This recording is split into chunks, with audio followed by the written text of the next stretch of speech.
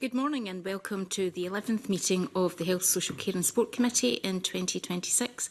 I've received apologies for today's meeting from Paul Sweeney. The first item on our agenda is for the committee to decide whether to take items 4, 5 and 6 in private. Do members agree to take these items in private? Thank you. The second item on our agenda is an evidence session with representatives of Public Health Scotland. And a welcome to the committee, Councillor Nairn Angus MacDonald, Non-Executive Director, Councillor Julie Bell, Non-Executive Director, Alistair Boyle, MBE Board Chair, and Paul Johnson, Chief Executive Officer, Public Health Scotland. And we'll move straight to questions, and David Torrance. Thank you, Convener, and good morning, everyone. What is the status of the public health priorities published in 2018, and what progress had been made against these priorities? Yes, first of all, can I say thank you very much for the opportunity to give evidence this morning. I'm delighted to be here. The public health priorities were developed as part of the public health reform programme that led to the establishment of Public Health Scotland. You'll recall that we were established on the 1st of April 2020. Those reform priorities drove the work of Public Health Scotland in the early years. They have now been subsumed within the Population Health Framework. So if we want to look to a definitive statement of Scotland's public health priorities, we should now look to the Population Health Framework, developed by the Scottish Government and COSLA, with substantial input from the NHS, from third sector, and now setting out a broad range of priorities. Now, you could look at the priorities developed in 2018-19 and the Population Health Framework. You would see lots of similarity between the two. But the Population Health Framework does go a little bit more, it's a bit broader. And I think that reflects developing evidence as to what we need to do. So, for example, there's more in the Population Health Framework about the need for us to look at climate and health. That wasn't in the earlier framework document. It's also recognised in the Population Health Framework that the NHS does have an important role to play, but alongside improving health, it's important that we tackle the wider determinants of health. Thank you. Is there an implementation gap between evidence and the practice in public health? That lack of evidence to help it? I think in Scotland we are in a position where we have fantastic evidence about what needs to happen to improve the health of the nation. Now, that evidence can always be developed further. In Public Health Scotland, we've got a range of doctors, other clinicians, scientists, researchers that are developing the evidence. We also work in partnership with universities in Scotland and beyond Scotland. So I don't think our main issue is around needing evidence. I think it is about turning that evidence into action. And that's where I think there's an important role for the Scottish Parliament, for the Scottish Government, for local government, for NHS boards. It's about evidence into action. If I can add to that, and we're very grateful. We are quite excited. The first time I think we've been called as an organisation to give evidence. I think there is, Paul's exactly right about the evidence is there. I think there is something about how we present it as well in terms of public scrutiny. So, you know, we produce, as you know, a lot of, and we pride ourselves on the trusted statistics we produce around about waiting times and all the rest of it. But we also have the Scottish Population Health Observatory, where we capture and we share an awful lot of statistics and figures. I think the challenge that we've put to the organisation now is how do we look at not just the way the system is working, but the way the system works in diversion. So how is Pharmacy First operating to stop people going to the front door? How is the frailty pathways working to divert people? We know from Scottish Ambulance Service that up to 60% of their calls don't result in someone being transported. We need to find a way of presenting all of that, and then thinking about in the way that we present the figures around about performance. How do we find the metrics and a way to put the figures forward about prevention, about how this shift? Because if the Population Health Framework is about making prevention an operating model, we should really have a set of metrics around about that. So there's something for us as an organisation now where we look at the statistics that we have, the information we gather, we identify where the gaps are, and then we start to think how we can present those in a way that is more easily for the public and others to look to say, how are we making that shift towards prevention? Thank you. I have no further questions, Convener. Thank you. Emma Harper. Thanks, Convener.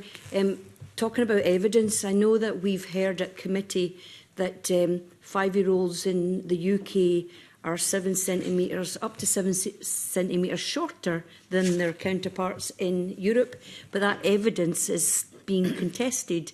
Danny Dorling wrote a paper and Tim Cole talking about how COVID impacted some of the data collection around that. So can you, tell us a little bit about what has been suggested as austerity being a cause of children in the UK being up to 7 centimetres less tall, but there's also the issues of obesity and childhood obesity, and the papers that are contesting that information as well. What's the latest on that? I'm afraid I don't have the specific. I can't tell you whether our evidence, how our evidence sits alongside what you've just said about the height of children. I would have to. I don't want to suggest I've got evidence in front of me on that particular issue. So if I can look at what we are very clear about, we're very clear that poverty and inequality has a huge impact on health, which would absolutely chime with what you've said about the height of children. We're very clear that if we take a headline measure of life expectancy, what we've seen in Scotland is life expectancy stall and then reduce in those years 2010, 2015, right through to 2020.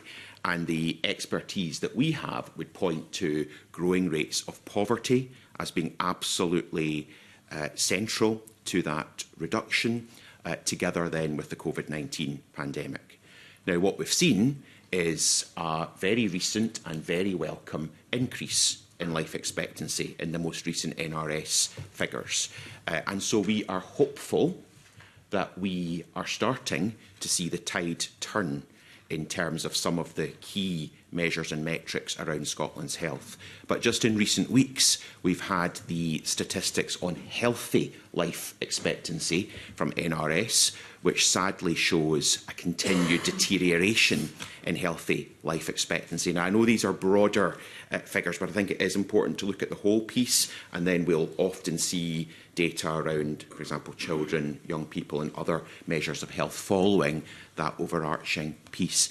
That most recent publication around healthy life expectancy shows that what we've got is a real risk that more people are going to live a greater proportion of their lives in ill health, and that needs to be a driver for real determined action. We do produce data and information about the well-being of children and young people. As I say, very happy to follow up on the specifics of the evidence around the height of children.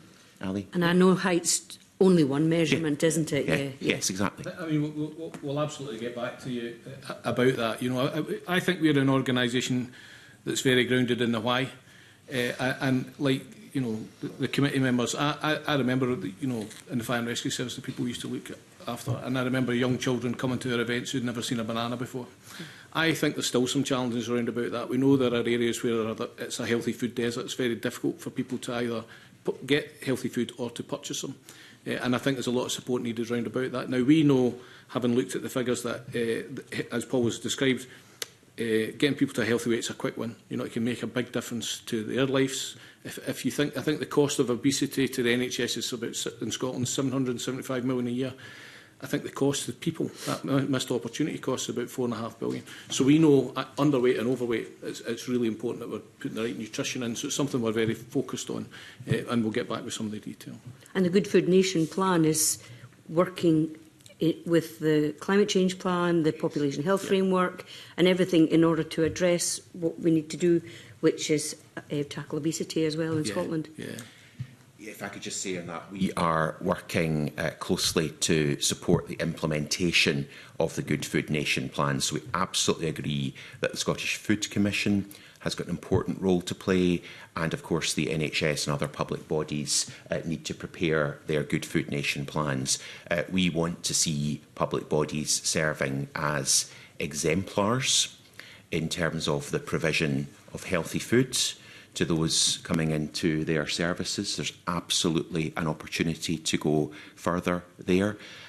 We are also really clear, and this is based on the evidence, this is not based on opinion, we're really clear from the evidence that what we need to do is improve Scotland's food environment in order to tackle the levels of overweight and obesity. And we're also clear that there are actions already underway, but there's more that can be done there. Perhaps we'll have an opportunity to say more about that in the course of the session. Okay, thanks. Thanks, Convener.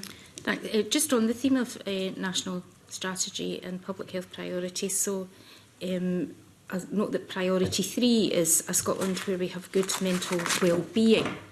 And I was just having a look there at the strategy document. I can only see one reference there to mental illness or mental ill health. How are you going to promote mental well-being in Scotland's population if you don't reference it in your priority document?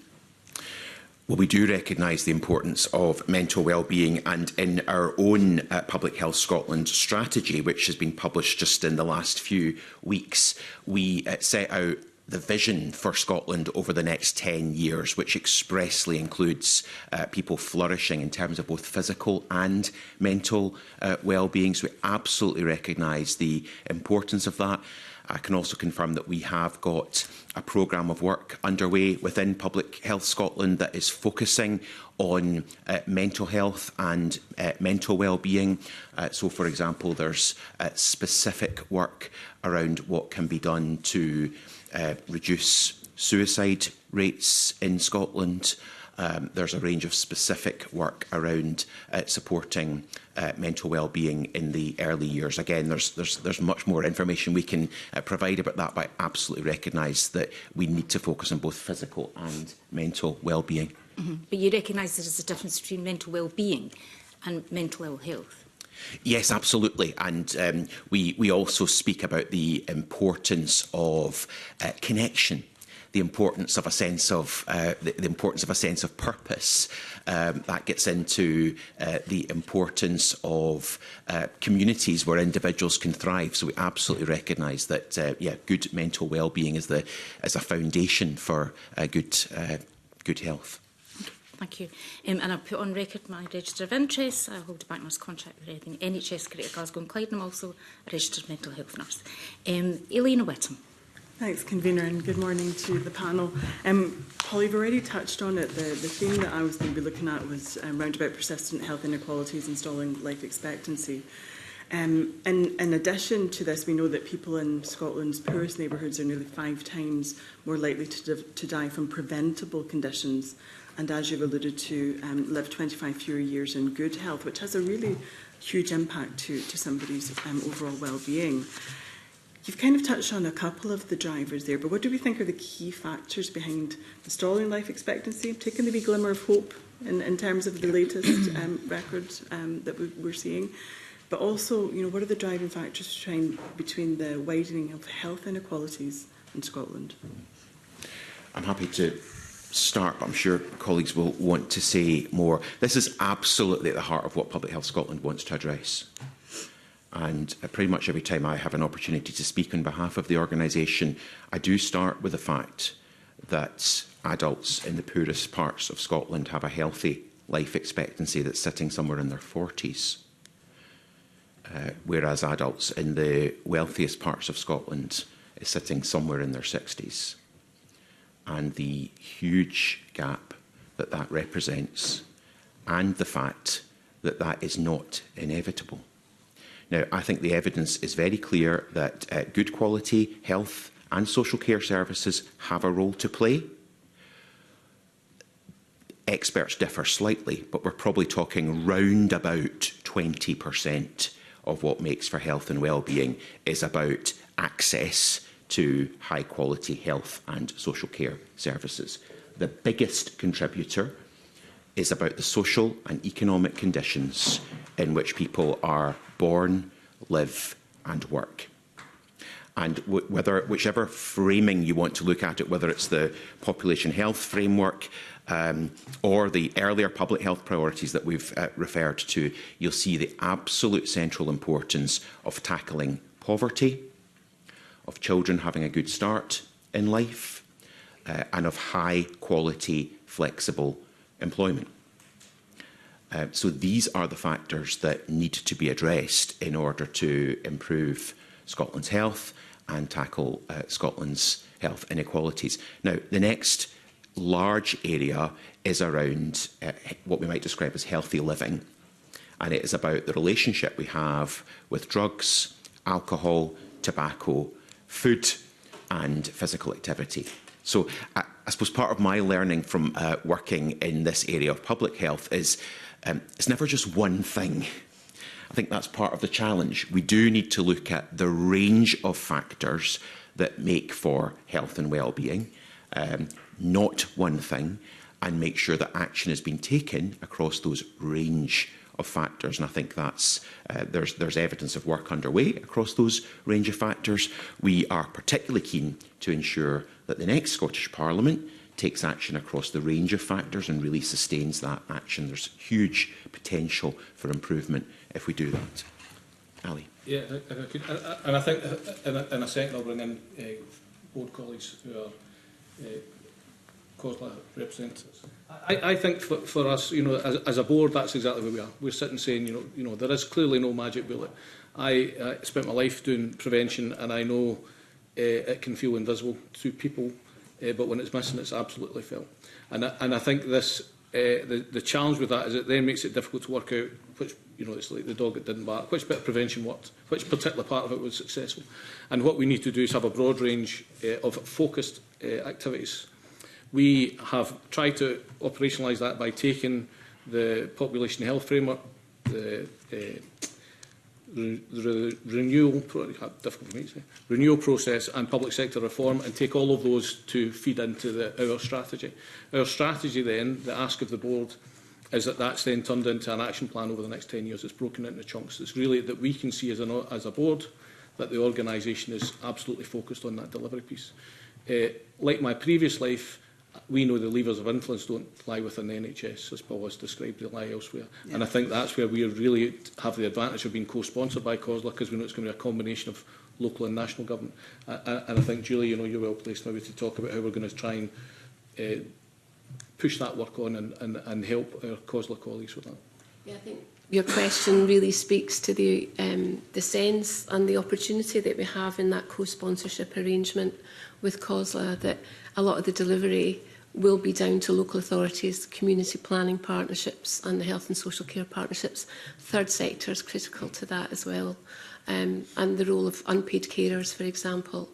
But when you look at what is happening in local authorities around investing in early years for children, opportunities for families that might be struggling to learn to play with their children, and the investment in mental health support within schools for children, and addressing the increase in children who are struggling to attend school. I think most local authorities are still experiencing that fallout from the pandemic, and those levels of anxiety, perhaps depression, mental ill health, and supporting children and young people on a different pathway to get them into things like further education, higher education and apprentice opportunities. Local authorities have a massive role in that. And housing is a public health issue as well.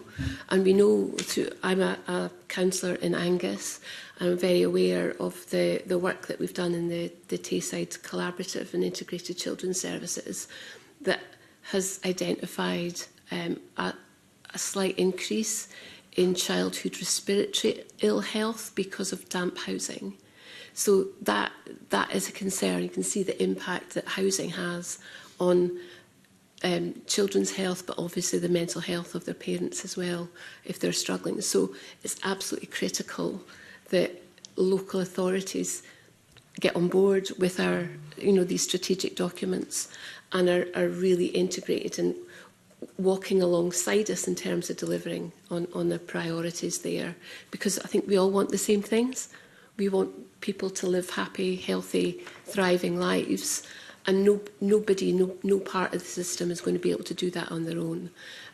So it's a joint mission, if you like, that we can work together. And I know from working in my area that the expertise that our public health colleagues bring to that is absolutely priceless, because prevention and early intervention is famously challenging to quantify. Yeah. It's a long-term initiative. That's why our strategic documents are looking forward, 10 years and beyond, that we're providing the expertise through Public Health Scotland to produce the data, the evidence that says, yes, this is worthwhile doing, and we need to keep doing it. And it may take a while to deliver the outcomes that we need, but we are on the right trajectory. I think that leads me on to the next question that I was already starting to formulate, which is round about, we understand that stalling life expectancy and the widening of health inequalities. We can kind of directly link that to austerity and kind of austerity decision-making that happened. Mm-hmm. Now, my question is, when we're going into a period just now of public sector and services resource pressures, how do we make sure that the decisions, and I think, Julie, you're talking to it there, when, getting alongside each other, so national priorities or local priorities, and how you actually work together to ensure that decisions that are taken at this point in time don't start to push that widening again of health inequalities. So how do we make sure that we don't do that the decisions that are being taken are really in the best interest and not guided just by resourcing? No, in a second, but I think that the principle, I think that's exactly the challenge. That's where we are. And certainly early on in COVID, you could see that there was an express endeavour put into making people understand that a cost of living crisis is a health crisis. And so that we could work with partners to say, these decisions you make will have a health impact that might be budgetary far worse, but actually far worse for people. I'm always struck by that figure about the, healthy life expectancy is continuing to drop.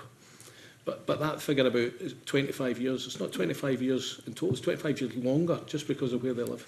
So, and that's really vulnerable. And what part of our job is to do is to put the practical tools in the hands of people, so to pull the people and ideas together. So our work with Marmot, the CHES work, is starting to really look at how can we use the data to inform the current and future picture to then make sure the decisions that are made support good health, but equally, what are the practical things we can do that don't always involve greater investment that will help keep that focus on life expectancy and healthy life expectancy, but actually starting to think about those conditions underneath that Paul and others have described that are about thriving. And I think that's where our co-sponsored nature is really, really valuable, and the input and experience of people like Nairn and Julie. Yeah, and I think, and mindful that we're before a Scottish Parliamentary Committee with former ministers and shadow ministers, but I think that if we are to tackle Scotland's health inequalities, that prevention and early intervention is not going to come from the National Parliament. It's going to be councils on the ground. And I think it's important to get the councils to recognise that it's easy not to spend on prevention and early intervention when you've got other pressures. It's easy to say, well, we'll get to that. But actually, for every pound you put in now, you're going to recoup that a multiple in the future. So I think there's that conversation, and having us as COSLA-sponsored board members means that local government isn't being directed to, we're being part of the conversation, and I think that's really helpful. The CHES work, in particular, I'm a councillor in North Ayrshire, it's one of the CHES areas, seeing how Michael Marmot looks at health equity instead of health equality, and bringing everybody along and make sure it's not just that everybody gets the same, it's you get what you need in proportional universalism.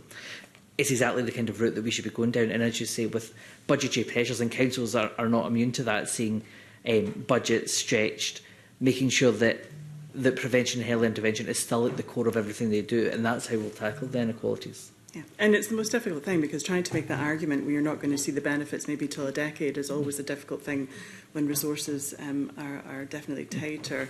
And Paul, something you said earlier, and this will be my final question, Convener, is round about how do we actually make sure that we zoom out and look at it in terms of what national governments can do, what local governments can do, what our wider partners can do, versus putting all of the onus on the individual. Yeah. And I think a lot of the time that is where our default position ends up being, we'll just eat better, just do this, just do that. But we understand that we've got food deserts, that we've got all of the issues that surround poverty and inequality.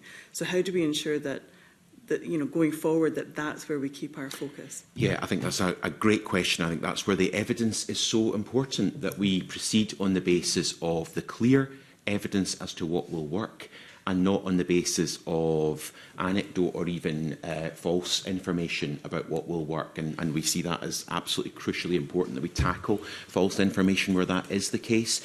I think one of the most impressive bodies of evidence is from Professor Sir Michael Marmot.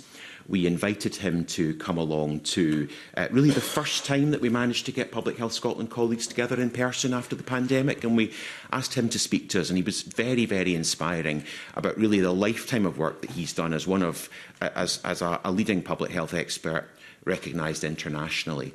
He has developed 8 areas of action that are required to improve health, and all of them recognise the need for individuals to be empowered, but recognise the need for action at a system level, both nationally and locally.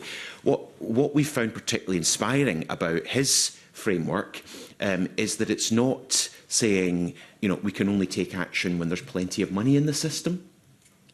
It is saying we can use that money in a different, more targeted way, so that those with the poorest health are supported. And as Nairn was saying, we're very pleased to be working quite intensively in North Ayrshire, also in South Lanarkshire and Aberdeen at the moment, taking these Marmot principles, no extra money, but saying what does it look like for the local authority, the health board, the community planning partnership to be taking the principles, looking in detail at the data that we can provide from our Public Health Observatory, and then agreeing on specific areas of action in order to see improvements in health. So that work's on the go right now. I've been discussing it with colleagues even yesterday, colleagues in South Lanarkshire, and we want to see that spread much more widely across Scotland in the period ahead. That's local action, but as you say, national action is also really vital. That's why we've written to all political parties in the Scottish Parliament, and we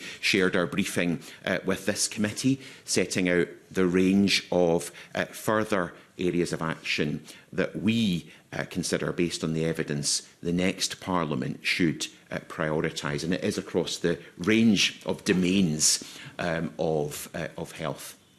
Thank you. Maybe we should be looking at the Marmot principles and the Christie principles together when we make any decisions across all the public services. Thank you very much. Brian Whittle. Thank you, Convener. Good morning to the panel. I've been listening very intently to what you've been saying. I'm going to go down. I'm looking at prevention, and just listening to the causes of some of that healthy life expectancy and that poor healthy life expectancy. I'm going to get a bit go down my route here. The 2 biggest indicators of potential poor healthy life expectancy is VO2 max and muscle mass.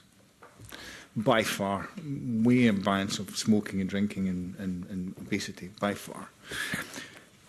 Logically, that would say to me that we need to be physically active. Is a key driver of tackling healthy life expectancy. Because if we're physically active, you're less likely to smoke, you're less likely to drink, you're more likely to be cognizant of what a good diet is, you're more likely to have good mental health. So when we're looking at prevention, which is in essence what we're talking about here, and improving health, the health of Scotland, where are we in that? And where are we with using those kind of statistics to drive our policy? I'll let Paul answer the technical aspect. As part of the document that Paul described, our policy briefing, we obviously met with a number of political parties, and we had the opportunity to meet with you and talk about sport, which was we've then gone away and thought very carefully about. Paul has had some really good meetings that have shown really practical examples, the Scottish Borders being one. But as a board, we're also thinking about, so I've now met with the chair of Sport Scotland to see what are the wicked problems around about inactivity in particular, and the route from physical activity through to sport, because once you get to sport, as you know, the discipline and all that, and the social cohesion that comes. And so we're talking about, we're going to explore doing some joint board work around about that. There's about a 15% level of people who are just totally inactive, and that's a wicked problem. Apparently that figure's not really changing. And so we're going to think, between both boards to take a public health approach to that, and see if there's something we can do round about that. Now, there's lots of other work that's going on in terms of policies and documents we've had, and then how we operationalise some of that, and I'll let Paul go into some of that detail. Yeah, thanks, Ali. As I say, it was really good to meet and speak further about this, and we absolutely agree that physical activity and promoting physical activity, of which sport is a part, is a crucial element of prevention. I suppose the key areas of prevention that we would want to focus on in terms of health would be stopping smoking. I think we have to recognise that tobacco is still the single biggest cause of preventable health in terms of the data. Alcohol, drugs, obesity. Those are the key elements, but I agree with you that physical activity has got a central role to play. So we have developed a physical activity for health framework, working in partnership with Scottish Government and COSLA. It's another example of joint sponsorship where we will play a role working locally and nationally. And that framework is now being adopted by quite a number of local authorities and by health boards. Now, what it's saying is that what we need to see is physical activity in all sorts of settings, including, I should say, the workplace. How do we ensure that our workplaces are not places where we simply are stationary for long periods of time? Physical activity within the NHS. Where are we at in terms of the NHS building in physical activity pathways into their work in order to, at times, prevent harm, perhaps prevent the need for surgery or support rehabilitation? How do we ensure that local authorities are really active in their partnerships around sport and physical activity? How do we promote physical activity in terms of transport to and from work? So it's a holistic framework drawing on, again, very good, robust evidence from WHO and other places, and we're working to see that implemented. There's a lot more we can do here. It's worth also saying that we have the CMO's guidelines on physical activity, and we are working at present just across the 4 nations, actually, because obviously there's a UK-wide dimension to this, looking at how we can ensure that those guidelines are really well understood.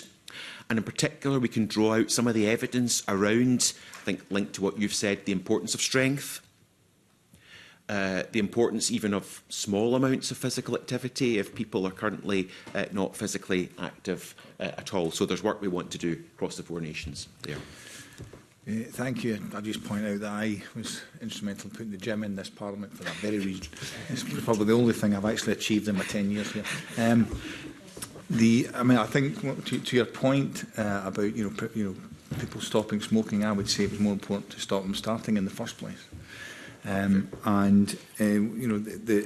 we're in agreement, I'm more physical activity. We're talking about physical activity more than sport here. One of the key battlegrounds, or the key battleground in this, is an educational environment. We have the opportunity to work with preschool. So 1,140 hours. We have the opportunity to at school all day, from primary school right through to secondary school. So if we're going to influence that environment, because one of the things I will say is around the number of people who are inactive, I think is a metrics that we need to dump, because quite frankly it's a lot worse than that. It's this who hit the minimum requirement, and the minimum requirement is getting out of bed and going to the fridge, basically. If we have we have a key environment where we can make a huge amount of impact. Isn't that where we should be in terms of being able to influence being physically active, in terms of being able to influence diet, And all of these key things that we're talking about here, we can make a huge impact at that level. Shouldn't that be where we're heading for? Yeah, I think one area that I should have mentioned in the physical activity for health framework that Public Health Scotland has developed is physical activity in childhood and in education settings. It's vitally important. I think Julie wants to say more on that. Sports Scotland and Active Schools programme of work is making significant impacts, I think, in schools. And young people are seeing sport as fun. It's about team building. It's about working on good communication skills, as well as the physical activity. It's way different from my day when it was pretty much torture, to be honest. But well, we have a different opinion. I think my ankles have still got scars from hockey sticks, but it's definitely about that community, community development hubs where children and young people can access physical activity and sport out with the school environment and can continue in whichever discipline that they enjoy. And it's like any health promotion, health improvement activity. It's about meeting people where they are on the change circle, if you like, that using things as simple and as inexpensive as health walks to support people out of isolation and loneliness, to improve their physical health. Maybe they're dealing with a sciatica or something that allows them to work that out. Reducing medication in a supported environment, working with their GP and social prescribers. These are low-cost interventions that can have a significant impact on someone's physical and mental health and well-being, and also work towards reducing prescribing budgets, which is a challenge for most areas. And as Paul's already said, that it's never one thing in isolation.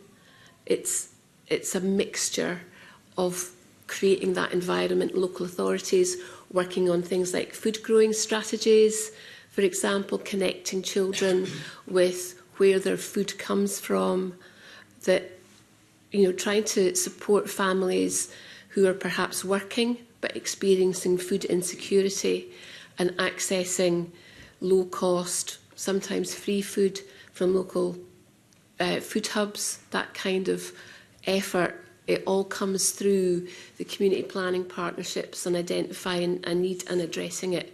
And it's a mixture of statutory money and charitable money. It's absolutely critical that we look at the whole system there. And children in schools, in a school environment, is a key example of how you can introduce that change and hopefully maintain it over the course of their life. And again, that's a longer term result, but that's where you make the impact. And also, if I could maybe pick up on the smoking aspect, in a past life I was the tobacco control lead for Angus, and vaping is so much more prevalent now. And we've done some work with Planet Youth in our area around children and young people who pick up vaping and are bypassing tobacco altogether and are going to other drugs. Yep. So that is a challenge that we hadn't foreseen, I don't think. They thought that might be a gateway to tobacco, but that's not what's been happening. So that is being addressed in a very local way based on that need. And I suppose, following on from Julie, there is that need to capture when we have, as you rightly say, it's not necessarily about getting them into a sport, but getting young people just to be physically active. I think there is that, and we see it, and I'm not trying to preach to the Olympian, but you see the rise in people really wanting to take part in sport and physical activity when the Commonwealth Games are on or the Olympics are on, and there's that momentum, and then it kind of ebbs away. And I suppose it talks about what Julie was talking about, that holistic approach, because actually if we can have nice parks and local areas, if we can have well-kept paths, if we can have routes that they can walk, it'll encourage people to get out in the local environment. But actually, if the streets aren't clean, if there's litter everywhere, if there's no street lighting, people will be less likely to have it. So I think there is that holistic approach, but also there must be a way of capturing and harnessing that momentum that we have when we have the Commonwealth Games and the Olympics and the Winter Olympics to make it as inexpensive as possible for kids to get involved, because we know if they get involved at a young age, they're more likely to continue it. I think to your general point, we would absolutely agree. That getting people at an early age and teaching them, as Julie and the other have described, not just about physical activity, but about health and all the other areas they can look after themselves, is enormously effective and really important. And Paul and I have been visiting some schools, and what we're really struck by is the connection between the teachers and the young people. They really know where and how they're living their lives. And what we need to do is put the tools in their hands to help them provide that additional support. And we've seen some really good work in Lanarkshire and other areas about giving teaching packs, etc., where teachers have said, I'm a bit frustrated, I'm not really sure what support I can give here. And it's been designed to do that. So we would absolutely agree with that principle, and we want to wrap around young people in a way that we can help form the healthy habits that will see them live a longer life. I'm just a small one to thought. Active Schools is definitely the delivery platform, I think, or part of the delivery platform that works at primary and secondary school. I would say we haven't quite got the connection yet with preschool, especially given that most of the mapping of cardiovascular, neuromuscular, bone density is all done preschool. We haven't quite got that done, and yet we're talking about all the great things that are happening, and yet we have a declining healthy life expectancy. We are at the bottom of the table when it comes to health in Europe. We are not, and in the 10 years I've been in here, we have not made any progress in that whatsoever. So, step change. I'm asking that my example of what can happen is what happened in Japan around how they decided to. They are physically active, and every school now has a nutritionist and all that kind of stuff. Now, we're not Japan, not saying we follow that, but what that does tell us is that when there's political will, you can make huge changes to community. Yeah. That's where we need to be really, isn't it, in terms of this. We're tinkering around the edges and not making progress. I agree, and I think that's where the joint work that we are proposing between Sport Scotland and Public Health Scotland might be really valuable. We're exploring things like, there's a prevention hub that Public Health Scotland helped set up with Police Scotland and the Edinburgh Futures Institute. They're really good at thinking about the problem and working their way back, rather than taking a principle and thinking about how to deploy it. So I think that's definitely an area we are trying to just get together.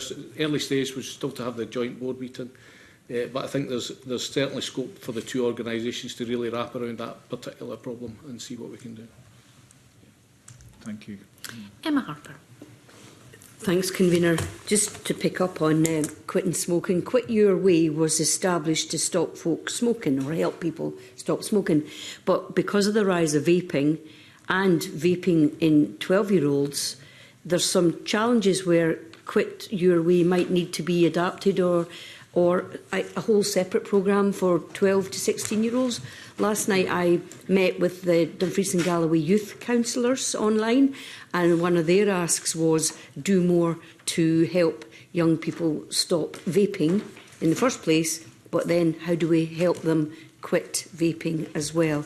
So are you aware of any work, or what work is being done to expand Quit Your Way to be for vaping, but also what work is being done for 12 to 16-year-olds? I can say, again, I think we might need to follow up on some of the detail. Certainly, we are supporting the continued rollout of Quit Your Way, and the most recent evaluation that I've seen of Quit Your Way is that it remains highly effective as a measure in terms of tobacco. But we are doing work on what more can be done to address the rise in youth vaping. So just to ensure we're clear about where we're at on this, our most recent reliable evidence is still the health behaviour in school-aged children study, which showed that 25% of 15-year-olds had used a vape in the last 30 days. So we have seen a very, very rapid increase, and we'll get a further authoritative picture of that when the health behaviour of school-aged children is published later this year. It's run every 4 years. So we don't yet know what sort of trend we're going to see, but we are obviously concerned that prevalence of vaping in young people is continuing to grow. We have absolutely supported measures to reduce vaping. So, for example, we've been strongly supportive of and welcomed the ban on disposable vapes. We do think there's a need to go further in terms of overall frameworks to reduce and control vaping. And I think this is an area where we need to recognise there's a big pillar outside in the waiting area today about the action that the Scottish Parliament took 20 years ago in terms of tobacco. And so let's recognise that this Parliament has been a world leader in public health action almost exactly 20 years ago when that tobacco action was taken. I think there is now a need to say, how do we go further on tobacco? I think as a public health body, we're really anxious that there's no suggestion that the problems with tobacco have been dealt with. We have seen some of those reductions in smoking stall, and we're still seeing very high levels of tobacco use in some of the areas of greatest deprivation in Scotland. So we are anxious that we don't take our focus away from tobacco, where the harms are absolutely proven and established. So we would urge this Parliament and the next Parliament to get fully behind the Four Nations action on the Future Generations legislation on tobacco, but we also recognise that we need to address the growing harms of vaping, and there's packages of action to be taken to do that. Are we monitoring the use of snus as well, even though it's illegal in the UK? But we are hearing reports about, it's obviously coming in from somewhere, and young people in schools are using it as well. Yeah, I will check whether we're asking that in the health behaviour in school-aged children survey. I don't know offhand whether we're asking specific questions. We're asking about vaping. I'll check whether we cover a wider range of products and get back to you on that, if that's okay. Thanks. Thank you. Thanks, Convener. Sanders Kohani.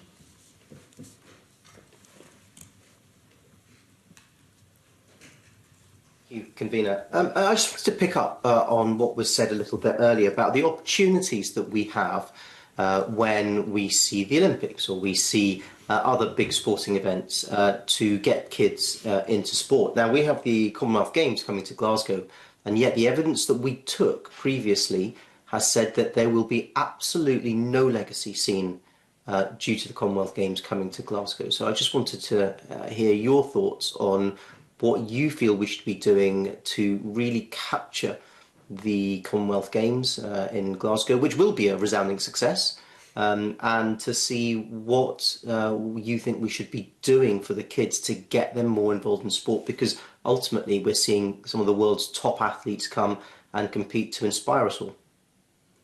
Yeah, that was a great question. I would absolutely agree that will be a success for a start, but secondly that there's a huge opportunity there, and we can't let it go to waste.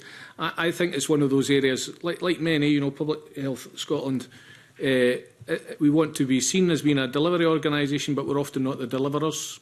So it's about how we can influence and how we can stand beside people. So I think it's for us to think about that body of evidence that we've just discussed, about the difference that physical activity can make to people. Even the social aspects, if we think about a Scotland where everyone can thrive, and then think about how we can use that to influence our partners. And as I say, I'm quite excited about the joint working that we're going to do with Sports Scotland. I think there's real opportunities there.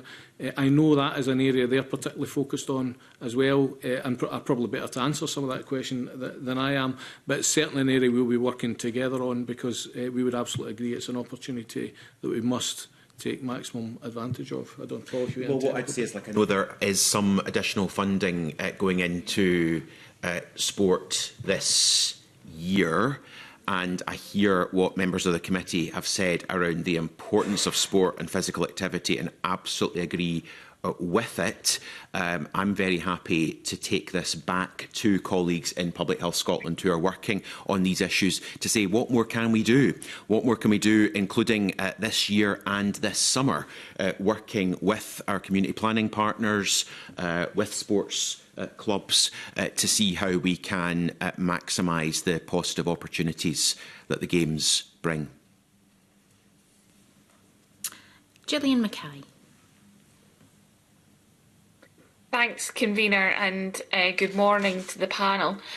Building on what we've already been talking about, I want to cover some of the issues around the social determinants of health, and the panel's already recognised that many of these drivers lie outside of the public health and even the health policy sphere.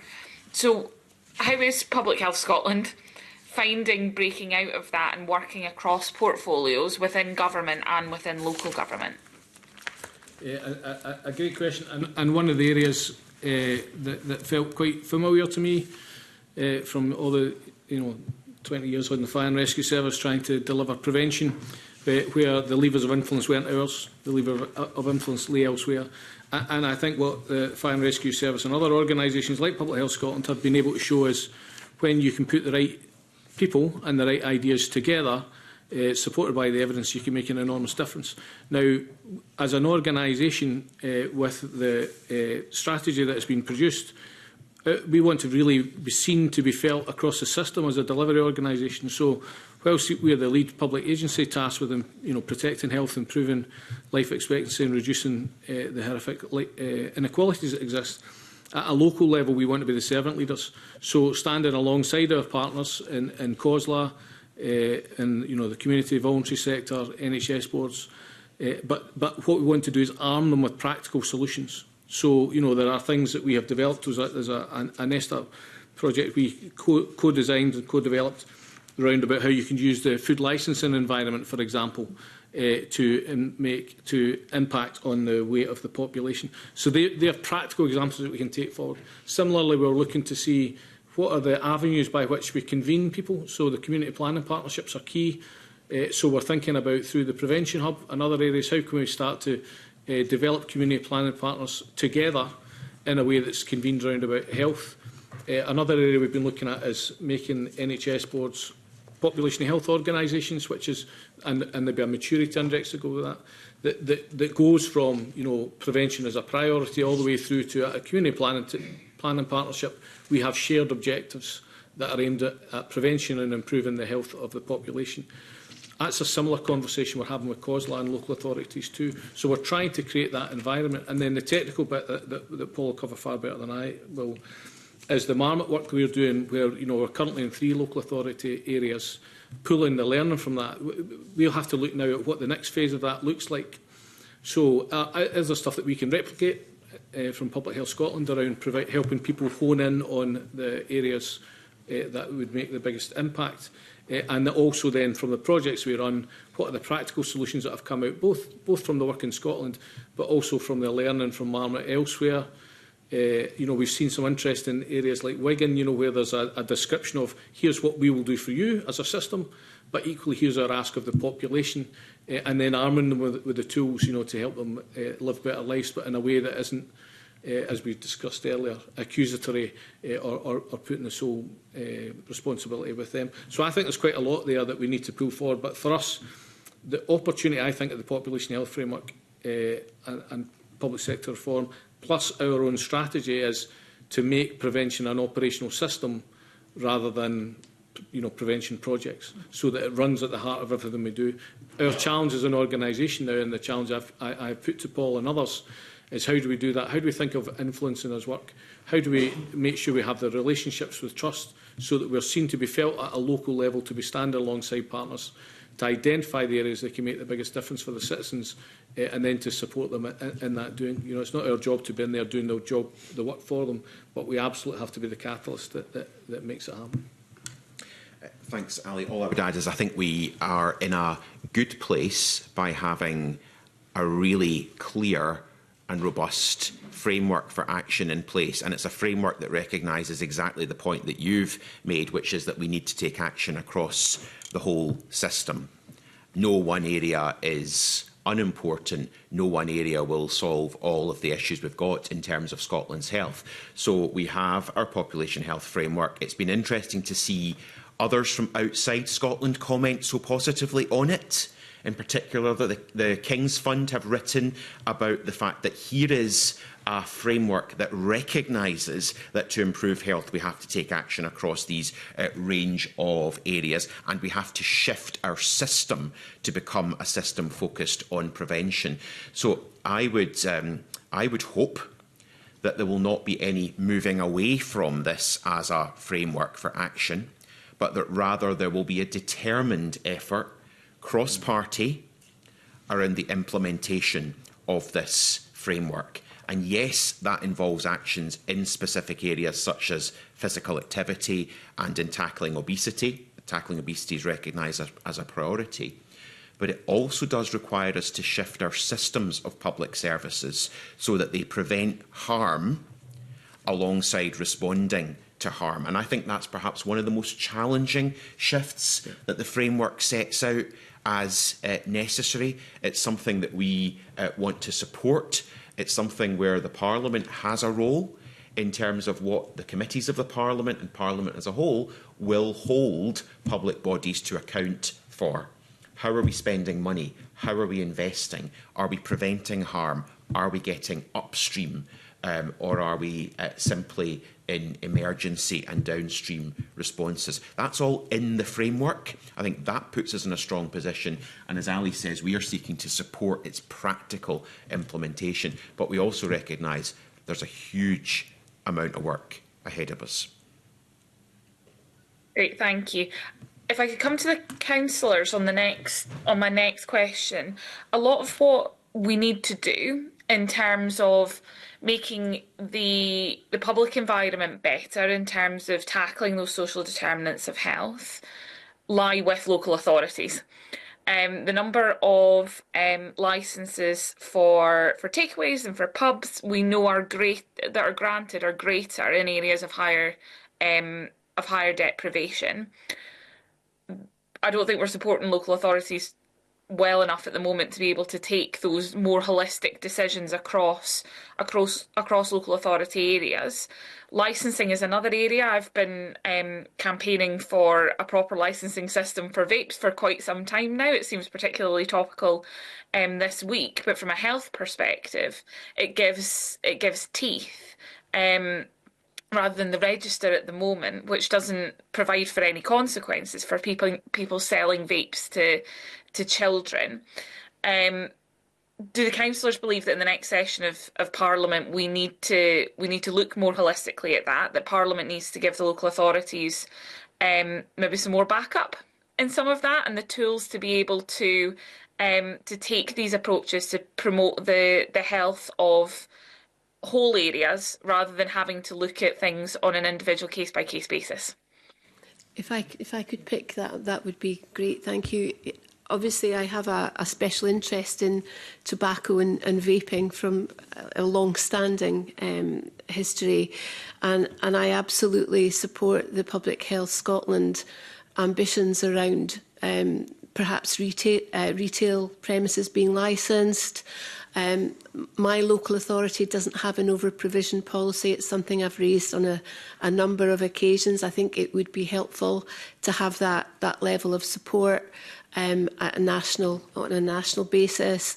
There's things like a minimum unit pricing, perhaps, for vaping that we promote through PHS, and even potentially an industry levy. So a whole suite of options that, if applied nationally, would support local authorities, I think, in terms of delivery on that. It might be some local authorities are further down the road than others, and I think it would help everyone get to the same place. And also in terms of planning, Nairn's touched on,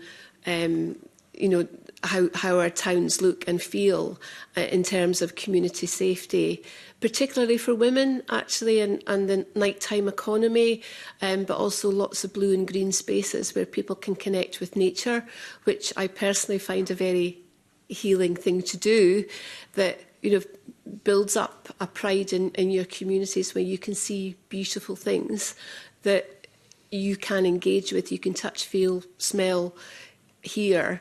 That makes a big difference. And I think when you look at the problems that we have around litter in some of our town and city centres, you would hope that once people start to feel that connection with where they live and work, they will become more engaged in looking after it as well. And that goes towards that community confidence, I think, and the whole mental health and well-being agenda, that you've got pride in where you live. Thank you. And I also think, so I sit on I'm the Vice Convener of Licensing in my local authority, and I think what I have found most challenging as an area with some of the most deprived communities in Scotland, but also some of the wealthiest, is we're working with an antiquated licensing system. Not to age anyone, the Licensing Civic Governance Scotland Act was published before I was born. I think I was before primary school when the most recent licensing legislation was published.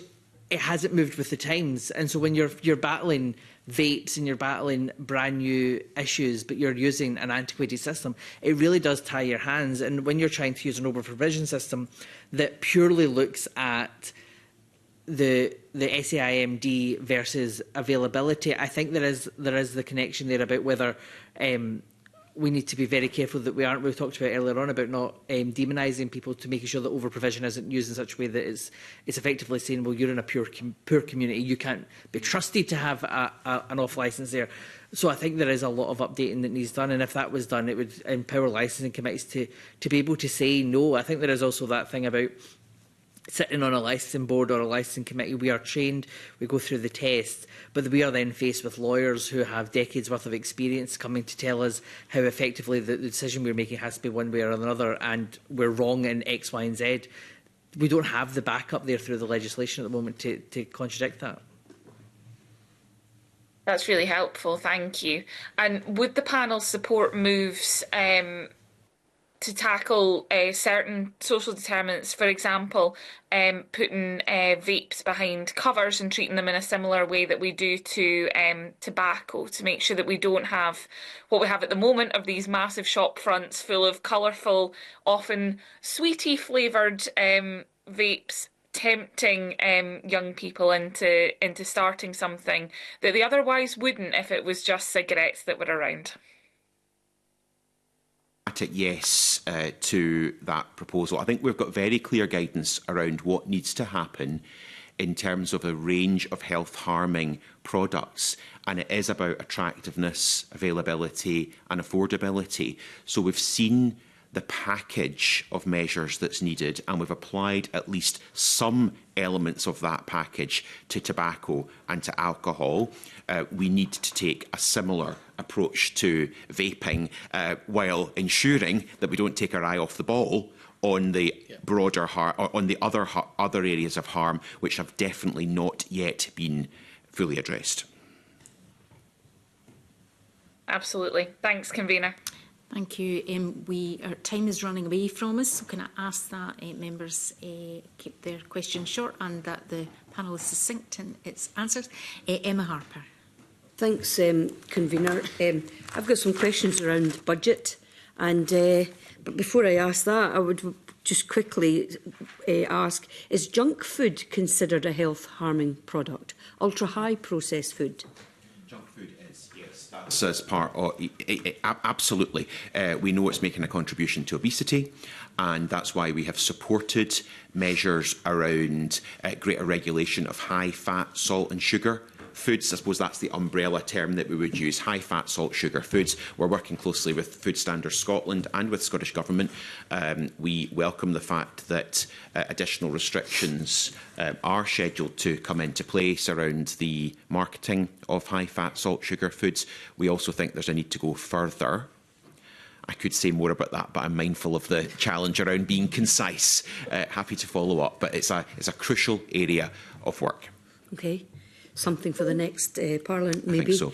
Okay, so the current budget's it's like there's about 33% of the Scottish budget is allocated to health and social care portfolio, 22.5 billion, and then 17.6 of that billion is for NHS boards.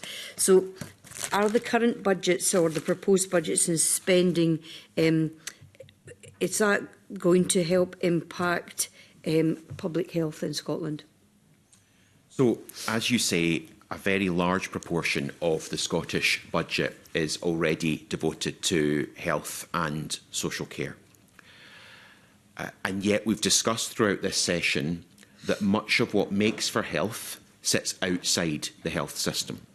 So to answer your question, I think we need to look at the budget in the round, and there has to be sufficient funding for the health system, absolutely, but there also has to be sufficient funding for local government, given the crucial role that they play, and for the third sector, given that, which we haven't really touched on in this session, but given the crucial role that the third sector plays in supporting health and well-being. From our perspective, in public health, we want to ensure that the health service is increasingly focused on preventing harm, and by doing so, we should be able to stop there being so much pressure on increasing health services budgets.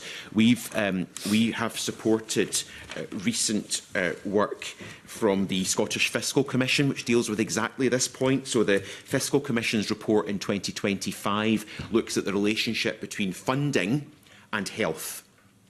And what it shows is that if Scotland's health continues to underperform the health of the rest of the UK, then over the coming decades we face huge fiscal pressures. By contrast, if we can actually have focused system-wide action to improve Scotland's health, if it can match or better the rest of the UK, we start to see the sort of fiscal headroom that we need to properly invest in public services. So I'd absolutely commend the work of the Scottish Fiscal Commission in their Health and Economy report, which, as I say, we contributed to. Can I just briefly, Paul makes an extremely important point, which is it's not even just what the budget is, it's where it's spent. And we're working with colleagues in NHS boards across the country to say how can you start to see some of that tagged so we can actually track how much money is being spent in prevention. We're working with government around about that. I think one of the most important points about the Scottish Fiscal Commission work was not only did you see the response spend would have to increase, but that's going to eat into areas like education, benefits, and local authority spend, and a lot of that could be preventative in nature. So actually you're going to further eat into our ability to prevent. By not preventing, you're going to make it even harder for us to get to that point in the future.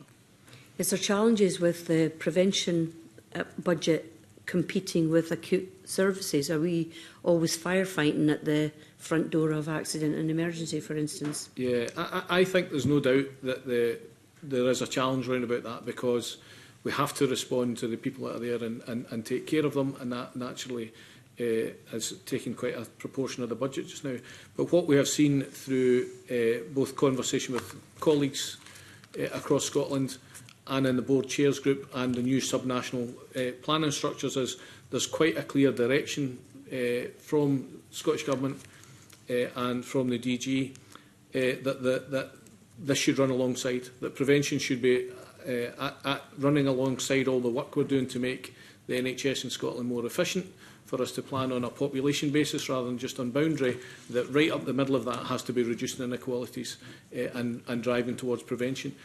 As I said before, our job now is to make that feel practical and to give examples where we have, on a Once for Scotland basis, done the evaluation, established that they work, taking the learning from elsewhere, and then putting it in the hands of people who can then deploy that to make a difference.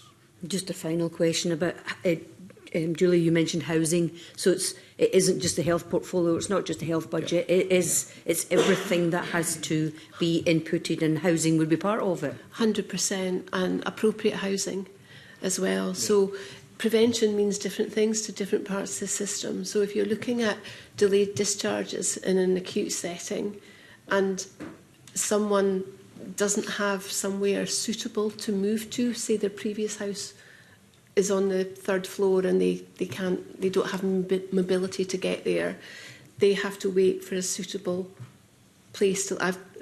This absolutely mirrors my caseload as a local authority councillor. I get issues like this coming up on a regular basis. That why is my dad still in hospital when he's been assessed as being fit to come home? It's because his current house is not suitable, and there are limited options in terms of where he could then move to. So that's why you've got that challenge around delayed discharges. And I know in Angus we actually do quite well on the delayed discharge front. So replicate that across the country, and the impact that that's having on that individual and their immediate family. It's not just on the actual system. So you would want to have greater opportunity to look after that person at home. Because it's in their best interest and it's about their quality of life. But it also has a positive impact on the cost to the health service. I used to sit on a territorial board as well, and I absolutely appreciate the challenges that boards have in terms of diverting resources to that prevention spend when they are very busy dealing with pressing need of individuals. And that's one of the things that Public Health Scotland can bring to the table in terms of providing the evidence for the value of that preventative spend. Okay, thanks. Thank Convener. you. Sorry. Carol Mochan. Thank you, Convener. I think some of the questions I'm going to ask people have answered, and I know we're tight for time, but I suppose I was going to ask about the actions of the Parliament in the coming session, and Councillor MacDonald obviously very appropriately picked up that delivery is local government, but I suppose what legislation could the Parliament pass in the next session or push in the next session that might actually help to move the dial, as you are basically saying we know what to do, we need to move that dial? If I come in on that, we have given that a great deal of thought. That's informed the policy briefing, which I know has been included in the papers for today's session. And in this briefing, we set out some specific proposals for legislation and other action by the Scottish Parliament. So we do think there's a need for and real scope for specific action on food and the food environment. I would start there, actually. Ali mentioned that we've been working closely with the think tank Nesta. I would commend to members Nesta's report on tackling obesity, which I think gives real cause for optimism that through very close engagement with the food industry and with food retailers and through the use of targeted legislation, it is possible to transform the food environment in Scotland in a way which enables us all to live a healthier life, but has particular benefits for those currently facing the greatest areas of disadvantage. It seems to us that there's growing momentum around this.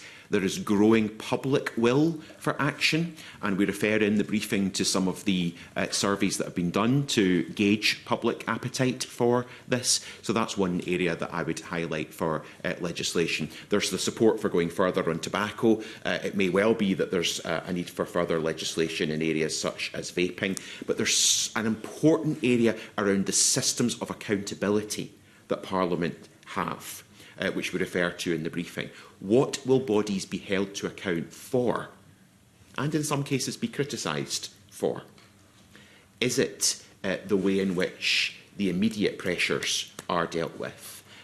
Is it the way in which bodies work together to support communities and to prevent harm before it occurs? That whole area of accountability, it seems to us, is one of the crucial areas for the next Parliament to really grasp.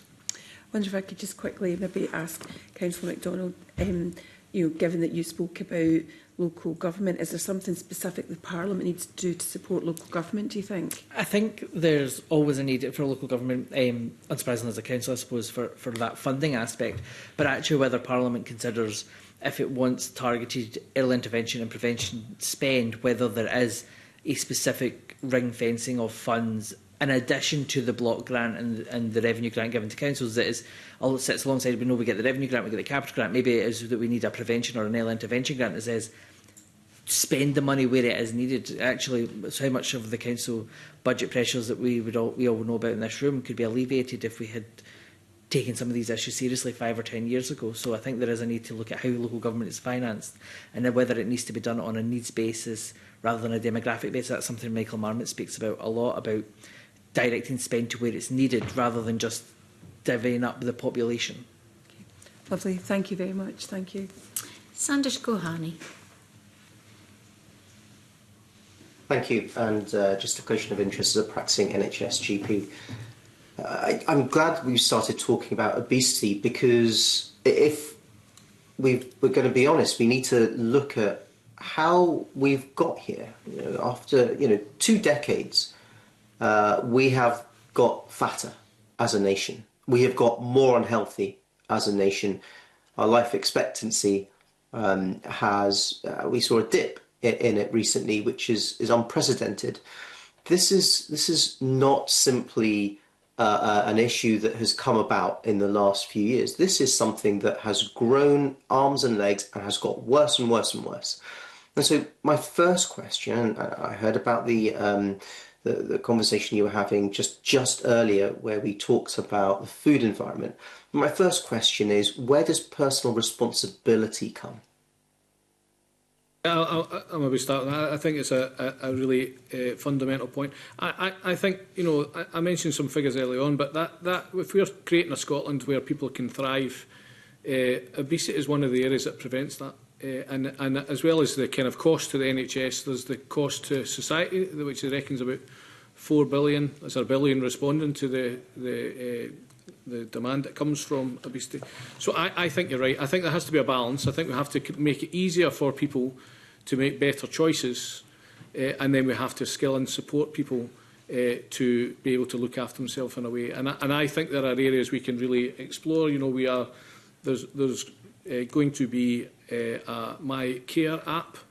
Could we get to the point that there's a My Health section in that app that gives people dietary information, some social prescribing to people that can support them around about some physical activity, that could help them budget round about the way they cook. So I think there is a balance. I think that's some of the areas we're interested in from some of the Marmot work, where they have a kind of social contract approach, where there's a balance between this is what we will do for you and this is what we would ask of you as an individual. But I think we have to ground it in the reality of where and how people live their life. And I think, and we've certainly in Public Health Scotland, we are absolutely making sure that we are never guilty of an institutional arrogance that makes asks of people that either puts them in a position that stresses them because it's something they're unable to do or unable to afford, or makes them feel like we are blaming them for them. I think there's a difference between blame and describing people's responsibility. And I think, again, in the conversation we had earlier on about grounding some of that in the early years so that people are better skilled and able to live a healthier life.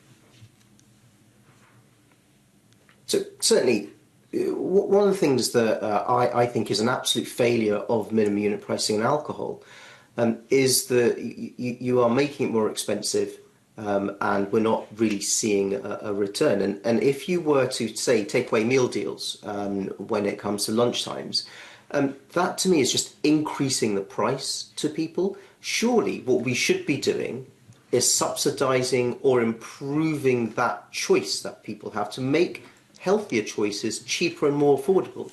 We should be making fruit and vegetable really cheap. We should be making it so that that is the obvious, best, healthiest choice that you can make. It's also significantly the cheapest. Yeah, I wouldn't disagree with that. That second point about making better choices more affordable and easier for others.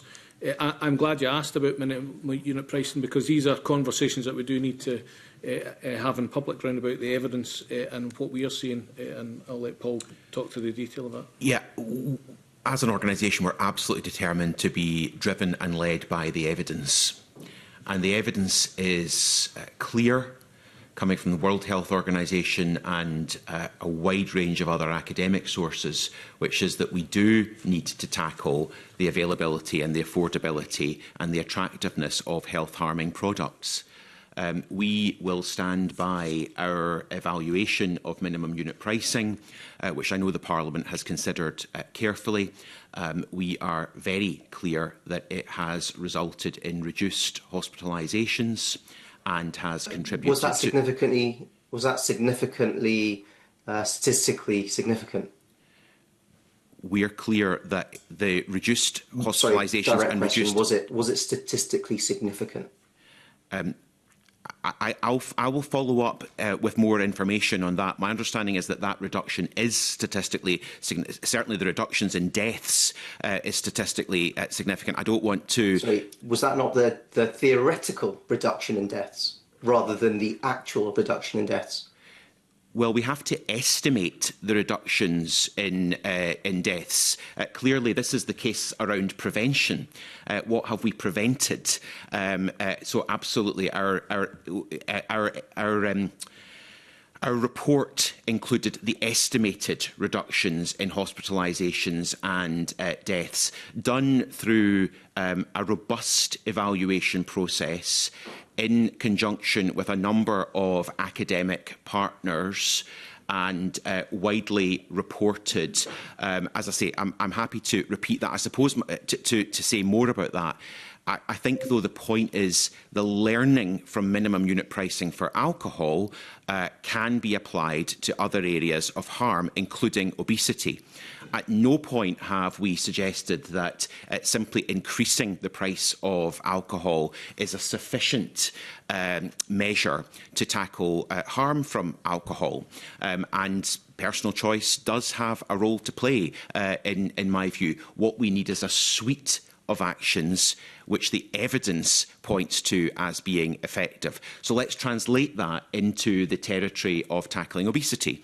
That's why we would say that there is a need for action on high-fat, salt, sugar foods. There is a need for action by the Parliament to ensure that that the unhealthy options are not the ones, for example, that are most heavily discounted. They are not the ones that are promoted and are in everybody's face when they walk into a supermarket. But absolutely, I would agree with the point that's just been made. We also want to support the healthy choices being the ones that are discounted, that are more affordable and that are more readily accessible. I think that's drawing on really robust evidence about the range of measures that needs to be taken to address these health harms. It's always easy to raise the price on things. That is the stick. The carrot never follows. The only action we have taken on alcohol is minimum unit pricing. That is it. That's the magic bullet.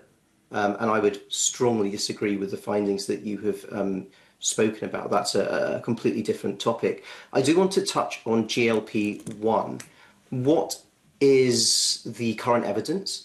And do you think that actually this is something that we do need to have a serious conversation about rolling out in a much broader way to try to tackle obesity? It is something that if we go back decades, people have always said, oh, just give me a pill and help me lose weight. So this is what we've got. Nothing is free in healthcare. Everything has a risk and a side effect and a cost. But is this one that you think is worthwhile? And do you think maybe we should hold on to get the pills that are potentially coming to try to reduce weight? So I think GLP-1s is a very important topic, and I'm sure it's one that the next Parliament will also be getting into in some detail, and rightly so. We published a position statement with Scotland's Directors of Public Health on tackling obesity. It largely focused on what we've been talking about around the food environment, around the way in which food is sold. It also dealt with the need for physical activity as a vital way of improving health, but it recognised that we are seeing a suite of new treatments and they have a role to play. As you say, though, there is a significant cost attached to them, and there is a concern from a public health point of view that we could be in a situation where those who have got the means to afford GLP-1s can take advantage of them. Others cannot, leading to the inequalities that are already associated with obesity getting worse. Now, there is work underway. Clearly, there are already some pathways for GLP-1s to be prescribed within the NHS, and we will continue to contribute to the discussions around how that can be widened out. There's also some quite encouraging work that's being taken forward in the next few months in Glasgow, in partnership with the University of Glasgow and other universities, looking at the targeted provision of GLP-1s to relatively small numbers of people in the areas of greatest deprivation in Glasgow to test out what impact that has. So I think it's a really crucial area of public health. I think there is real promise in their use, but I suppose what I would say is please let's not pin all of our hopes on medication. Please let's take the preventative action that enables people to flourish and to maintain a healthy weight in the first instance. And I think the evidence is pretty clear about some of the measures that need to be taken to secure that objective. So my last question, and if we, I fully agree that actually, if we look at what Brian Whittle has said, muscle mass is vital. Exercising, lifting weights, regardless of whether you're male or female, lifting weights is actually really good for you as an individual, especially as you get older, and will make you healthier. So that type of thing, along with exercising and going for walks, and is great for your mental health. So it is not just a magic pill that you take. In fact, I would argue it might actually be unhealthy to simply do that on its own without the suite of measures around it. But I do want to really focus in on the GLP-1s and sort of pin you down to say, do you think in the course of the next Parliament we should be looking at, or the Parliament should be asking whether we should be rolling out GLP-1s on the NHS for people who are in the obese category? So I think we do need to see increased use of GLP-1s, given the way in which the evidence is pointing to their effectiveness. And as you say, given the availability of this medication in tablet form, which we would anticipate will reduce the price. I am not, though, able to be definitive about the criteria that should be applied to their use as part of Scotland's NHS. That is a matter which we will contribute to, but which will require separate consideration and governance and considerations of affordability. But I'm agreeing it's an important issue for the next Parliament to address. Okay, thank you. So the Scottish National Audit Programme, or SNAP, is run by Public Health Scotland. How many audits are carried out in relation to treatment for mental illness? I think we have one major or one particular audit programme in relation to treatment for mental illness. I don't have details of all of the audits in front of me. I can provide the committee with more information about the whole suite of audits that we carry out. Okay, so the SNAP programme vision is to provide an internationally recognised health intelligence service which, by working in partnership with stakeholders to audit clinical care, plays a key role in promoting safe, effective and person-centred healthcare in Scotland. That's their vision. So how does that align with the decision to step back from the Scottish ECT Audit Network, or SEAN as it's more commonly called? Thanks for bringing up this issue. Can I just confirm that we have not taken a final decision on stepping back from that audit? My colleagues in Public Health Scotland have looked at the use that's being made of the range of audits and those that are having the greatest impact in improving health. And they have set out a proposal to step back from that specific audit and to work closely with Healthcare Improvement Scotland. However, I'm very well aware of the representations that have been made expressing concern about that, and I can confirm that we're looking at that very closely before a final decision is made. We'll be engaging with relevant clinicians in that area. In fact, that's happening this week, and I'm happy to provide further information about the outcome of that process once it's made. That would be really helpful, Mr Johnson, because the clinical steering group had raised serious concerns about this, and they'd been informed that the step back from SEAN would be effective from the 1st of April, so we're talking about less than 20 days away. And given that it's been acknowledged that it plays such a crucial rolling benchmark standards of ECT and driving forward improvements in clinical practice that are measurable. They have huge concerns about that decision, which you're now telling me has not been a decision. So I'll take you on your word on that, and I'd be grateful if you could write to the committee about the outcome of those discussions.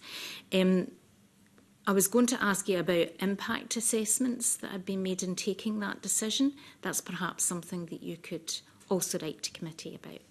Yes, I'm happy to do so. I know I've seen a fairly detailed consideration of the proposal on the basis of the impact that stepping back might have. But as I say, decision has not been made. It's an area that I'll be in further discussions about this week, and I will ensure that we write to the committee confirming where we get to on that. Thank you very much. And final question from Brian Whittle. Thank you very much, Convener.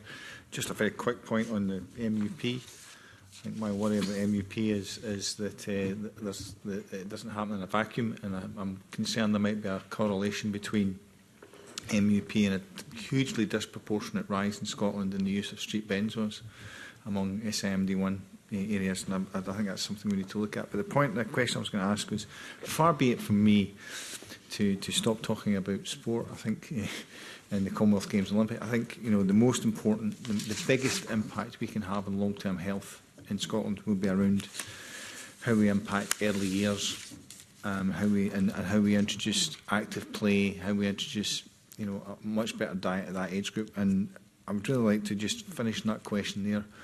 Where are we with that? Because we have the opportunity through 1140 hours, if we talked, to make a huge impact on that age group, because that would be the biggest impact we can have long term. I'm struck by the fact is the kids that were in nursery when I first came in here are now teenagers in secondary school, and the impact we could have had over that period of time. So where are we with you know, looking at the early years? Well, can I just also acknowledge your point about street benzos, because we haven't touched on drugs in the course of this session. So while we don't have time to get into it in detail, I do want to acknowledge the huge concerns that we have about the continued high rates of drug deaths in Scotland, and to confirm that there's a range of work underway in Public Health Scotland, working with Scottish Government and local government and the NHS to tackle that. I'd be happy to provide further information about it, measures such as our rapid action on drug awareness. So there's a whole stream of work there. But your point on early years, I think, is absolutely right. Into the very first Marmot principle, which we're seeking to see embedded, number one, give every child the best start in life. Number two, enable all children, young people and adults to maximise their capabilities and have control over their life. And so you're absolutely right. The evidence points to the effectiveness of intervention here. And one thing that I'm pleased to see is that in our focused work in North Ayrshire, South Lanarkshire and Aberdeen, there's a real attention being given to the earliest of years. And, for example, how can we ensure that we're really learning from some of the evidence that has emerged around the long-term impact of Sure Start centres as integrated models for holistic family support, evidence that's emerging 20 years on as to the impact of providing holistic, intensive support to families who need it most. So that's one example which I know some of the areas we're working in are saying, well, we're going to take the learning from that, we're going to strengthen the support that's available for the earliest years. Very quickly, I felt it was very unfair of Dr Dohany's comments around the fact that minimum unit pricing was the only thing. There's obviously the government does, in terms of alcohol, there's a whole range of strategies, but I thought it was useful for the committee to put on record that in response to a question from Elena Witham today, Marie Todd has announced that she's published the new Preventing Harm, Promoting Recovery Scotland's Alcohol and Drugs Strategic Plan, and it's probably useful that folk can have a look at that to see the range of activities that the government and partners, obviously particularly in coalition with COSLA, are taking on these two very important areas. And I can confirm that we in Public Health Scotland have worked closely with Scottish Government and local government on the development of that plan. And as you'd expect, a public health approach means that we're not saying it's action in only one area. We are recognising that we do need to look at, for example, the prevention of drug and alcohol harm among children and young people. And there's specific proposals there. But we look right across the range of important areas of action that are needed. Thank you. Can I thank the panel for their attendance and evidence this morning? I'll now suspend the meeting to allow for a short break and change over of witnesses. Thank you.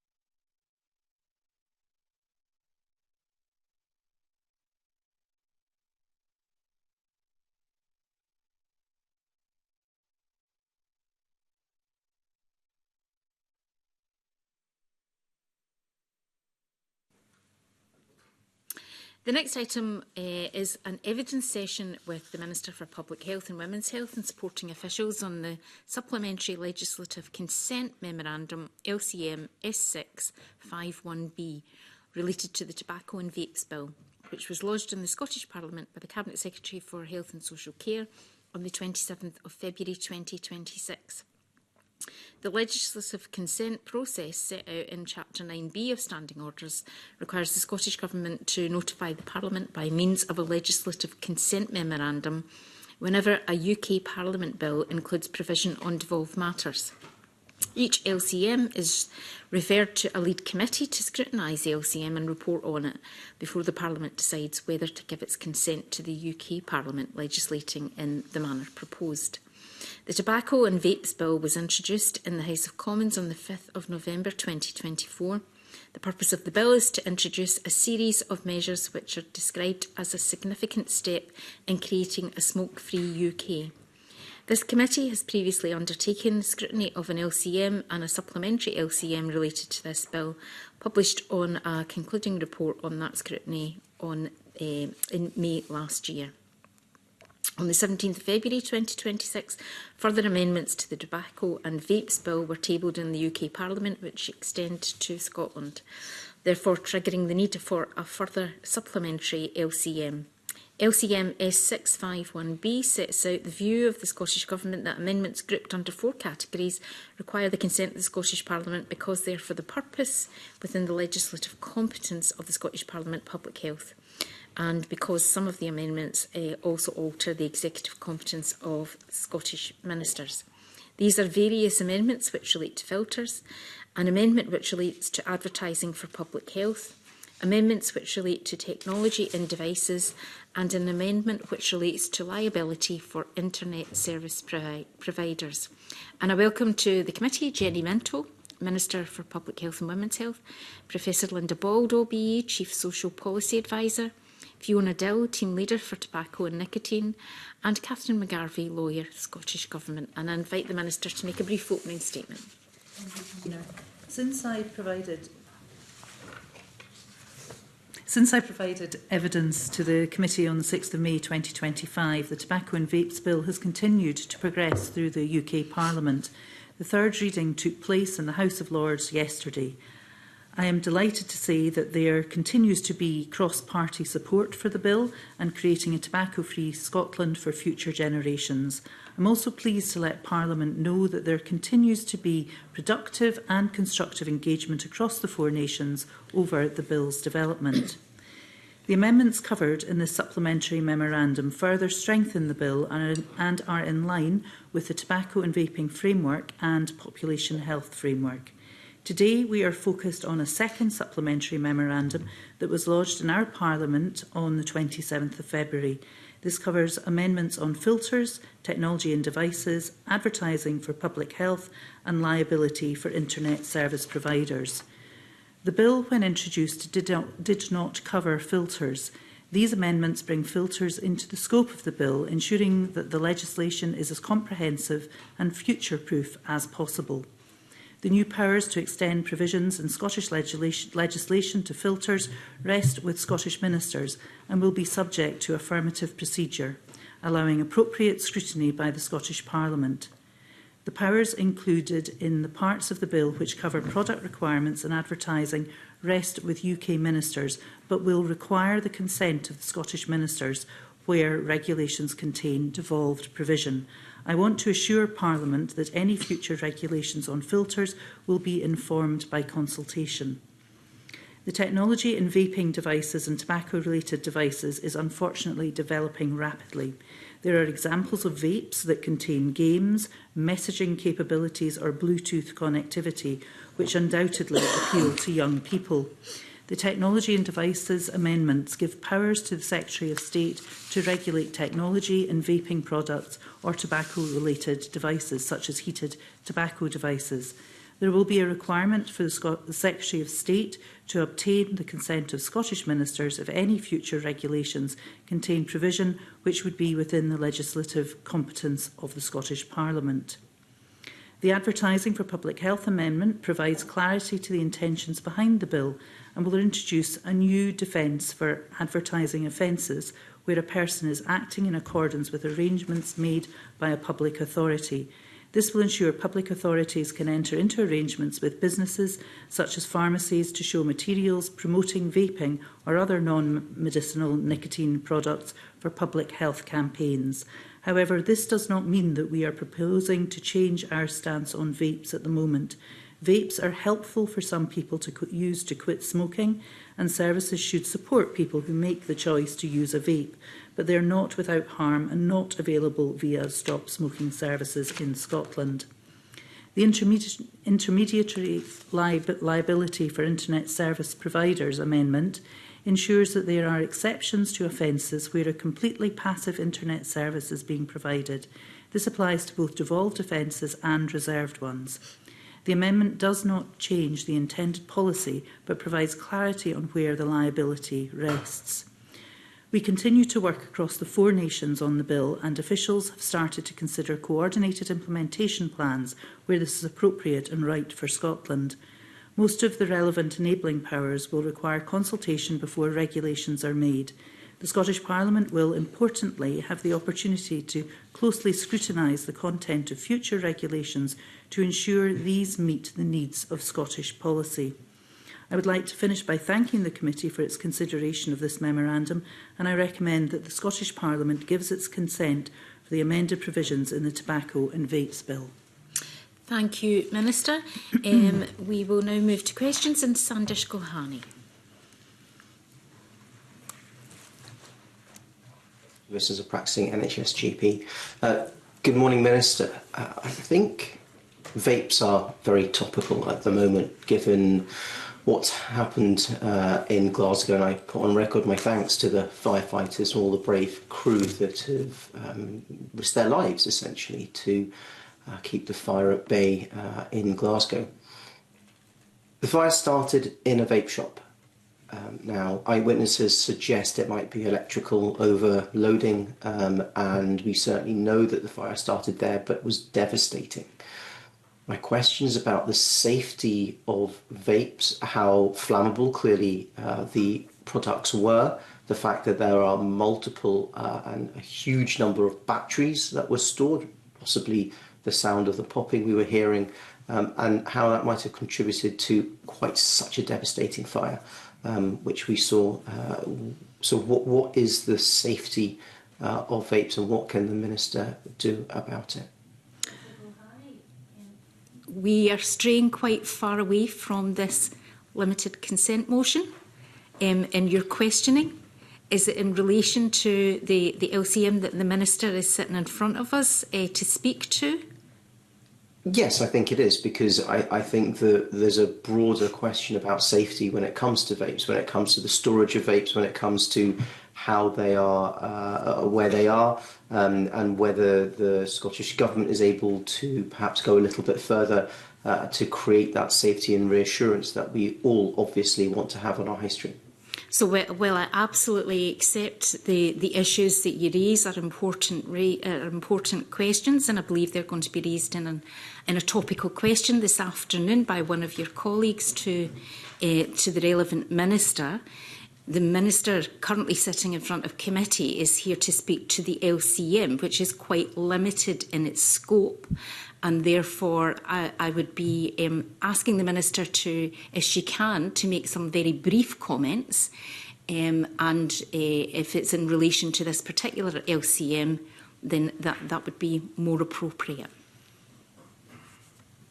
Okay, Convener, if I may just put on record, I too was very concerned and saddened to see the coverage of the fire unfolding on Sunday, with the devastation it's caused to affected businesses and the disruption that will cause to those travelling into and around Glasgow city centre. I think it's essential that the Scottish Fire and Rescue Service are now able to undertake full investigations with their multi-agency partners to understand the nature of the fire and understand why the fire spread as it did. I think it's inappropriate for me to comment further at this stage.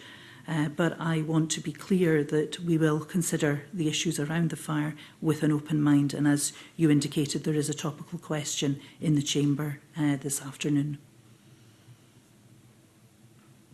Do you have any further questions, Sandesh? Yes, I do. Thank you, Convener. When we look at vapes, your position, Minister, was that the Social Government's position has not changed when it comes to vapes due to its use for helping people quit smoking. And whilst that is a valuable aid, less than 6% of the population would be affected by that, and even less would be affected that are actively trying to quit smoking. Vaping is on the rise, especially if we look at our children.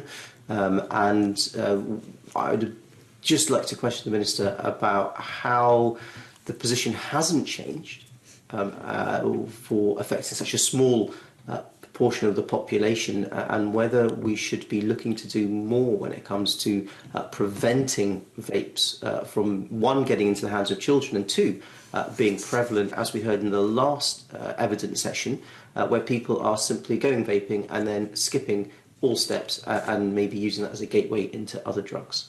Again, Minister, if you could make your comments in relation to the LCM that is in front of us. So, as Dr Gulhani has indicated, the Scottish Government's policy with regard to vapes has not changed. Vapes are one of a range of tools that smokers can choose to help them quit. We are very clear that we don't believe vapes are appropriate for non-smokers, but the amendment in this LCM ensures that if policy does change in future, then we can use the bill as we need to ensure that from a public health perspective, if there is a view that vapes are a suitable tool for cessating smoking, then that can occur. So I think this is an important amendment. Okay, thank you. Thank you. No other member has indicated that also... Apologies. Emma Harper. Thanks, Convener. Just good morning, Minister. I'm just interested in this legislation is tobacco and vapes, and we are seeing a rise in vaping of young people, but there's also issues around snus being taken as well, and it's not illegal to possess it, but it's illegal to sell it in the UK. So this bill does this again, Ms Harper. The Minister is here in relation to this LCM. If you could keep your questions in relation to the LCM. So please. basically, this LCM doesn't really cover snus, but just the further legislation would need to maybe incorporate that. That's my simple question. So in the UK, as you've pointed out, these products are not currently captured by regulation in either tobacco or vapes, and as such are only regulated under general consumer product safety regulations. This means that it is currently illegal. There are no restrictions to nicotine content. And the Tobacco and Vapes Bill, if passed, will introduce a range of restrictions, including age of sale, advertising, free distribution and retail register for these products. But clearly, we would have consultation. Okay, thanks. And Gillian Mackay. Thanks, Convener. Given the range of powers and how far this strays into devolved competence, and given that so far we've seen any tackling of vapes done on a cross-UK basis, what room does the Minister believe this leaves for Scotland being able to take targeted measures within Scotland rather than having to wait to do those across the UK? So the bill, where we believe that the elements of the bill come into devolved competencies, then, and public health being a devolved competency, we would do the necessary work around that, along with probably our colleagues who you've just been, along with Public Health Scotland, who you've just been speaking to, giving evidence as well. So that is something that we would be able to do under devolved competencies. Thanks, Convener.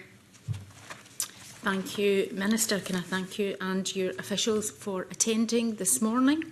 As currently planned, this will be the final meeting of the Health, Social Care and Sport Committee in this parliamentary session. I'd like to take this opportunity to thank all of those who have engaged with the committee and contributed to its work programme over the course of session 6. I'd also like to thank my fellow committee members for their constructive and collaborative contributions over the course of session 6, and that concludes the public part of our meeting today.